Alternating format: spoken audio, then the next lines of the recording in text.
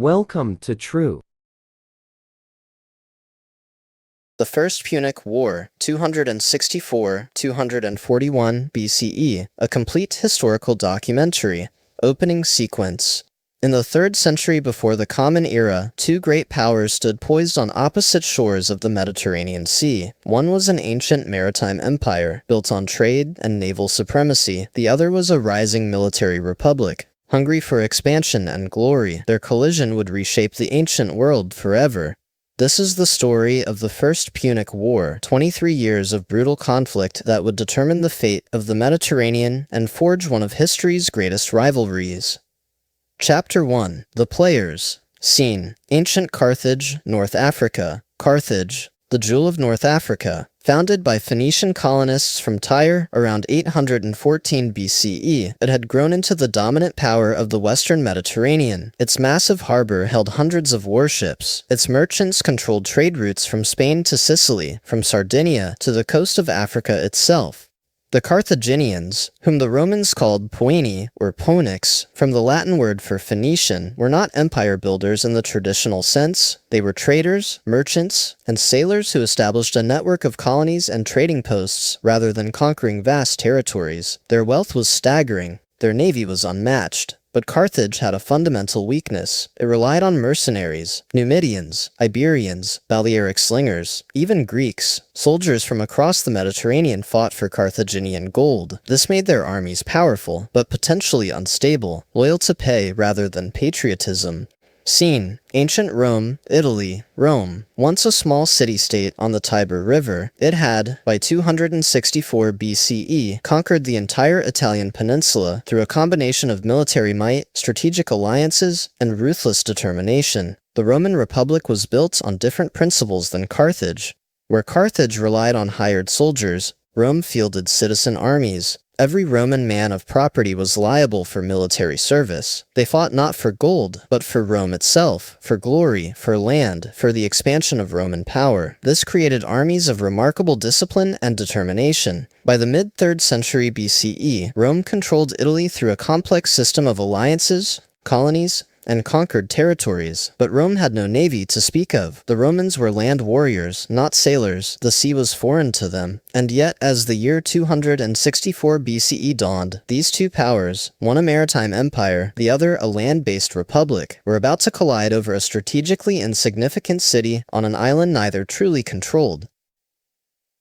Chapter 2. The Spark. Scene: Messana, Sicily. The catalyst for war was Messana, modern-day Messina, a city perched on the northeastern tip of Sicily, controlling the narrow strait between the island and Italy. The city had been seized by a group of Italian mercenaries called the Mamertines, Sons of Mars, who had turned to piracy and banditry after their original employers could no longer pay them. In 265 BCE, Hiero II, the tyrant of Syracuse, the most powerful Greek city in Sicily, decided to eliminate the Mamertine threat. He besieged Messana. The desperate Mamertines made appeals for help in two directions, to Carthage and to Rome. The Carthaginians responded first. They had interests in western Sicily and saw an opportunity to extend their influence. A Carthaginian garrison was admitted to Messana, and Hiero withdrew. But the Mamertines, fearing Carthaginian control, secretly appealed to Rome as well. This put the Roman Senate in a difficult position. The Mamertines were little better than bandits who had treacherously seized a Greek city. Helping them seemed dishonorable. Yet the strategic implications were clear. If Carthage controlled Messana, they would dominate the strait between Sicily and Italy. They could potentially threaten Rome's recent conquests in southern Italy. Some senators feared that if Rome did not act, Carthage might eventually control all of Sicily. After intense debate, the Roman Popular Assembly, swayed by the promise of plunder and the ambitions of the consul Appius Claudius Caudex, voted to help the Mamertines. Rome was about to step beyond the Italian peninsula for the first time. Neither Rome nor Carthage could have imagined that this decision would lead to the longest continuous war in ancient history. Chapter 3. The Opening Moves. Scene: 264 BCE. Appius Claudius Caudex led a Roman force across the Strait of Messina in 264 BCE. The Carthaginian garrison, caught off guard by Roman boldness, withdrew from the city, but this was not yet war, merely a confrontation. The situation escalated rapidly. Hero of Syracuse, alarmed by Roman intervention allied with Carthage, the two powers laid siege to Messana together, attempting to drive the Romans out. It was a critical moment. If the Romans were defeated here, they might retreat to Italy and abandon Sicily entirely, but Appius Claudius proved equal to the challenge. In a daring move, he led his forces out of Messana and defeated first the Syracusan army, then the Carthaginian force in separate engagements. These victories changed everything. Hiero, recognizing Roman military superiority on land, quickly switched sides and became Rome's ally, a position Syracuse would maintain throughout the war. The Carthaginians, meanwhile, realized they faced a formidable new enemy. Both powers now committed to a full-scale conflict. Rome sent a massive army, 4 legions, perhaps 40,000 men, to Sicily in 263 BCE under both consuls. This was an unprecedented deployment, demonstrating Rome's determination to contest Carthage's position on the island. The Romans swept through eastern Sicily, capturing numerous cities. The Carthaginians withdrew to their strongholds in western Sicily, particularly the heavily fortified port cities of Lilybaeum and Drepana. The pattern of the war was becoming clear. Rome was dominant on land, but Carthage controlled the sea. For Rome to conquer Sicily, they would need to challenge Carthage's naval supremacy. For Carthage to defeat Rome, they would need to match Roman military power on land. The question was, which power could adapt to the other's strengths? Chapter 4. Rome builds a navy. Scene: 260 BCE Roman shipyards. The Romans faced a seemingly insurmountable challenge. Carthage had the finest navy in the Mediterranean, hundreds of quinquiremes, large warships with 5 banks of oars, crewed by experienced sailors. Rome had virtually no naval tradition. Naval warfare in this era centered on ramming and boarding. Ships would row at high speeds to ram enemy vessels with bronze beaks mounted on their prows, hoping to hold them below the waterline. This required skilled sailors and experienced helmsmen who could maneuver in the chaos of battle. The Romans, lacking such expertise, chose a characteristically Roman solution. They would turn sea battles into land battles. According to the historian Polybius, the Romans based their new fleet on a captured Carthaginian quinquireme that had run aground. They reverse-engineered the design and set about building their own fleet. Within 60 days, an astonishing achievement, they had constructed 100 quinquiremes and 20 triremes. But the Romans' true innovation was tactical. They invented a device called the corvus, Latin for raven or crow. This was a boarding bridge mounted on the prow of each ship, fitted with a heavy spike on the underside. When dropped onto an enemy deck, the spike would embed itself, locking the two ships together. Roman soldiers could then charge across the bridge and fight the kind of close-quarters battle at which they excelled.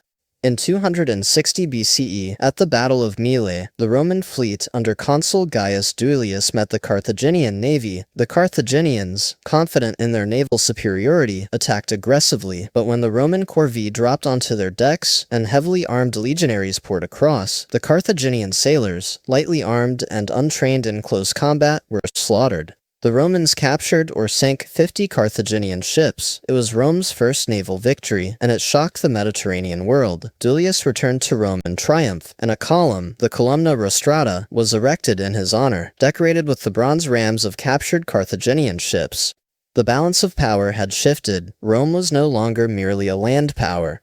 Chapter 5. The war expands. Scene: 256 BCE, North Africa. Emboldened by their naval victories, the Romans decided on an audacious strategy. They would invade Africa itself and attack Carthage on its home territory. If successful, this might end the war swiftly.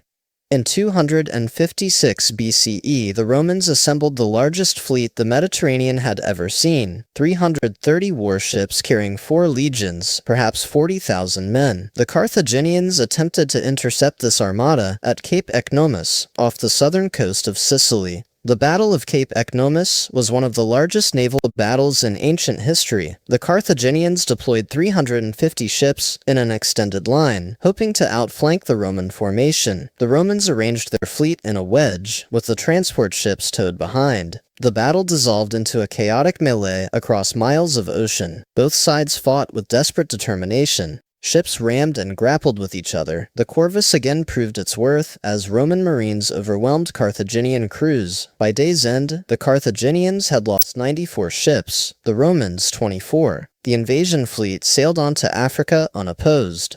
The Roman landing in Africa was initially successful. Under the command of Marcus Atilius Regulus, they ravaged the Carthaginian countryside and defeated a hastily assembled Carthaginian army. Several Numidian tribes defected to Rome. Carthage itself seemed vulnerable. The Carthaginians sued for peace, but Regulus, sensing total victory, demanded terms so harsh that the Carthaginians rejected them. They would fight on. And then Carthage's fortunes changed. Chapter 6, The Serpent of Sparta, Scene, Carthage, 255 BCE. In their desperation, the Carthaginians hired a Spartan mercenary general named Xanthippus. Sparta was famous for producing the finest soldiers in the Greek world, and Xanthippus had the professional's eye for tactical weakness. He observed that the Carthaginian forces had been fighting in broken terrain, hills and rough ground, where their advantages in cavalry and elephants were negated. Xanthippus convinced the Carthaginian commanders to engage the Romans on open, level ground. In 255 BCE, the two armies met on a plain near the city of Tunis. The Carthaginians fielded 100 war elephants, superior cavalry, and a phalanx of infantry, trained by Xanthippus himself. The battle was a catastrophe for Rome. The elephants crashed through the Roman lines, causing chaos. The Carthaginian cavalry swept around the flanks and encircled the Roman army. Only 2,000 Romans escaped. The rest were killed or captured, including Regulus himself.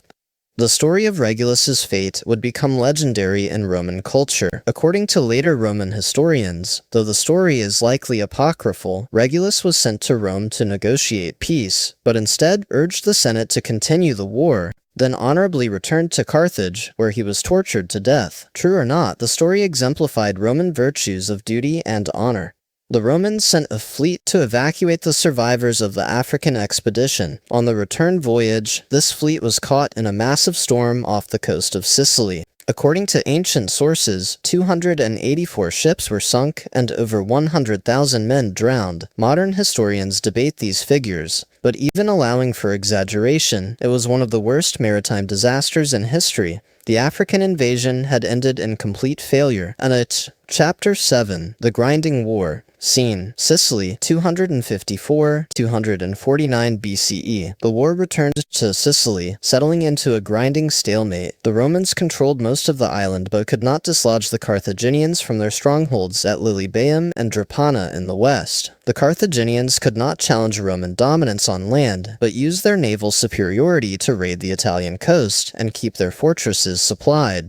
The war became a test of endurance, of which power could sustain losses and continue fighting longer. Rome laid siege to Lilybaeum in 250 BCE. The city was one of the most formidable fortresses in the ancient world, with massive walls and a well-defended harbor. The siege would last for 9 years. The Romans built siege works, attempted to block the harbor with sunken ships, and launched assault after assault, but Carthaginian ships repeatedly broke through the blockade, bringing supplies and reinforcements. The defenders showed remarkable determination. A Carthaginian officer named Hamilco led 50 ships through a Roman blockade. In a daring nighttime raid, the garrison repulsed every Roman attack. In 249 BCE, frustrated by their inability to take Lilybaeum, the Romans attempted to destroy the Carthaginian fleet at Drepana. The consul Publius Claudius Pulcher led the Roman fleet, 120 ships, into the harbor in a bold attack. It was a disaster. The Carthaginian admiral Adherbal, forewarned of the attack, sailed his fleet out of the harbor and maneuvered behind the Romans, trapping them against the coast. In the ensuing battle, the Romans lost 93 ships. Claudius escaped with only 30 vessels. Legend says that before the battle, Claudius consulted the sacred chickens, a traditional Roman method of divination before battle. When the chickens refused to eat, an ill omen, Claudius threw them into the sea, declaring, "If they won't eat, let them drink." His impiety was blamed for the defeat, and he was later prosecuted for the disaster. Shortly after, another Roman fleet was caught in a storm and wrecked. Rome had lost hundreds of ships in a matter of months. Chapter 8. Naval Disaster and Exhaustion. Scene 247-243 BCE. By 247 BCE, both powers were exhausted. Rome had lost so many ships, some estimates suggest over 700 had been destroyed in storms and battles, that the Senate decided not to maintain a large fleet. They could no longer afford the losses. Carthage, meanwhile, was bankrupt from paying mercenaries and could not field large armies in Sicily. The war had devolved into raiding and small-scale operations. But Carthage found a champion in Hamilcar Barca, Barca meaning lightning or thunderbolt. A brilliant and aggressive commander, Hamilcar took charge of Carthaginian forces in Sicily in 247 BCE. Hamilcar couldn't match Rome in pitched battles, so he waged a guerrilla war. He seized Mount Eryx near Drepana and fortified it. From this base, he raided Roman supply lines and harassed their siege forces. He also launched naval raids on the Italian coast, bringing the war to Roman territory.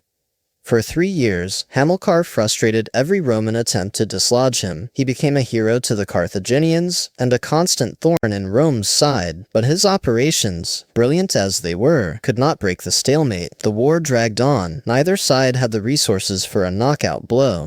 The turning point would come from an unexpected source: Roman patriotism and determination. Chapter 9. The Final Gamble. Scene 242 BCE. Rome. By 242 BCE, the Roman treasury was empty. The state could not afford to build another fleet, but the Senate realized that without naval superiority, they could never force Carthage to surrender. The Carthaginian strongholds in western Sicily were impregnable from the land, and as long as Carthage could supply them by sea, the war would continue indefinitely. In an unprecedented move, wealthy Roman citizens volunteered to fund a new fleet, with the understanding that they would be repaid only if Rome won the war. It was an extraordinary act of civic duty and confidence in ultimate victory.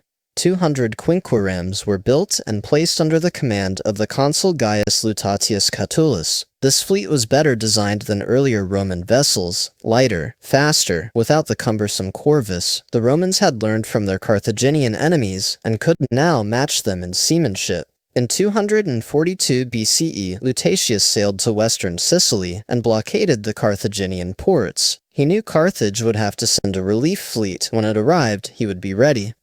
Chapter 10. The Battle of the Aegates Islands. Scene March 10th, 241 BCE. On March 10th, 241 BCE, the Carthaginian relief fleet appeared. 250 ships, loaded with supplies and reinforcements for the garrisons at Drepana and Lilybaeum. The Carthaginian commander, Hanno, faced a difficult choice. His ships were heavy with cargo, his crews were not fully trained, and the Roman fleet was waiting, but the garrisons were desperate for supplies. Hanno decided to fight. The two fleets met near the Aegates Islands, off the western coast of Sicily. The Roman ships, lighter and crewed by experienced sailors, had every advantage. Lutatius had trained his men relentlessly during the blockade. They were ready. The battle was swift and decisive. The Roman ships, unburdened and maneuverable, swept through the Carthaginian formation. The Carthaginian vessels, heavy with cargo, could not escape. Within hours, 50 Carthaginian ships had been sunk and 70 captured. The rest fled. It was a crushing defeat. The Carthaginian relief effort had failed completely. The garrisons in Sicily could not be supplied. Carthage could not build another fleet. After 23 years of war, Carthage had no choice but to seek peace. Chapter 11. The Peace and its Consequences. Scene 241 BCE Negotiations. Hamilcar Barca, still holding Mount Eryx, was authorized to negotiate with Rome. The terms were harsh, but not unbearable. Carthage would evacuate Sicily entirely. They would pay Rome 3,200 talents of silver over 10 years, an enormous sum, but one Carthage could manage. There would be peace between the two powers. Hamilcar agreed. On behalf of Carthage, he accepted the terms. The First Punic War was over. Sicily became Rome's first province outside Italy, the beginning of the Roman Empire. Rome had proven it could adapt to any challenge, could build a navy from nothing, could endure catastrophic losses, and continue fighting. The war had forged Rome into a true Mediterranean power. For Carthage, the consequences were more bitter. The war had cost them Sicily, their wealthiest possession. Worse was to come. When Carthage could not immediately pay its mercenary armies, those armies revolted. The mercenary war that followed was so brutal and nearly destroyed Carthage so completely that it made the Punic War look mild by comparison. During this crisis, Rome opportunistically seized Sardinia and Corsica, claiming, falsely, that Carthage was preparing to attack Roman Italy. Carthage was too weak to resist. The humiliation burned deep. Hamilcar Barca never forgave Rome. After crushing the mercenary revolt, he took his family to Spain and began building a new Carthaginian empire there. He brought his young son with him, a boy who would grow up hearing his father's stories of Roman treachery and Carthaginian honor. That boy's name was Hannibal. Chapter 12. Legacy of the First Punic War. Scene. Reflection. The First Punic War was the longest continuous war in ancient history up to that point. 23 years of continuous fighting. Hundreds of thousands of men killed in battle, drowned in storms, or dead from disease and starvation. Entire fleets destroyed. Cities besieged for years. An African invasion. Naval battles involving hundreds of ships. And yet, in many ways, it was only the opening act. The First Punic War established the rivalry between Rome and Carthage. It proved that the two powers could not coexist peacefully in the Mediterranean. One would dominate, the other would submit or be destroyed. The war transformed Rome. From a land-based Italian power, Rome became a Mediterranean naval power with overseas provinces. The wealth of Sicily flowed to Rome. Roman power and confidence grew. The Republic had proven it could fight and win a long, grinding war of attrition against a wealthy and powerful enemy. For Carthage, the war was a humiliation that demanded revenge. The Barca family, Hamilcar, and later his son Hannibal, would spend the next decades preparing for the next confrontation. In Spain, they built armies and planned their revenge. 23 years after the First Punic War ended, the Second Punic War would begin. Hannibal would cross the Alps with elephants and invade Italy itself. He would win victory after victory, destroy Roman armies, and bring Rome to the brink of total defeat. But that would be a different war, with different stakes. The First Punic War had been about Sicily, about control of the Mediterranean, about two powers testing each other's strength. The Second Punic War would be about survival, about whether Rome or Carthage would exist at all. Chapter 13. Historical Significance. Scene. Analysis.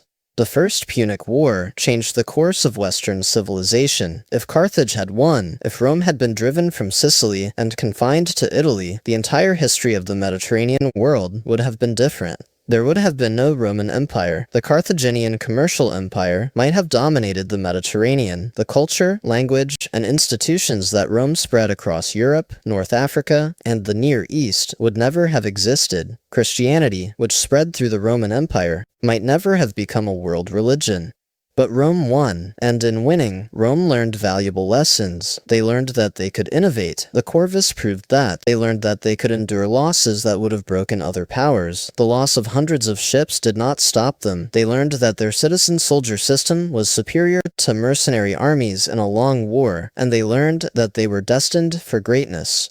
The war also revealed Rome's ruthlessness. When they saw an opportunity to seize Sardinia and Corsica during Carthage's weakness, they took it without hesitation. This pragmatic willingness to take advantage of enemies' misfortunes would characterize Roman foreign policy for centuries.